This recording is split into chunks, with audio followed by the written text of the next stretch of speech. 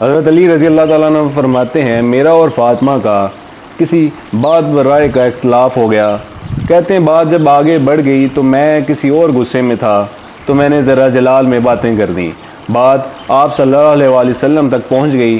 حضور تشریف لائے۔ ساری بات سن کے نبی پاک سمجھ گئے کہ آج علی نے تیزی کر دی ہے۔ حضور صلی اللہ علیہ وآلہ وسلم حضرت فاطمہ کا بازو پکڑ کے کونے میں لے گئے، الگ جا کے فرمانے لگے، فاطمہ علی تمہارے شوہر ہیں، اگر کبھی کوئی بات کر دیں تو میرا بیٹا سن لیا کرو۔ حضرت فاطمہ رو پڑی اور کہا میں حکم کی تعمیل کروں گی۔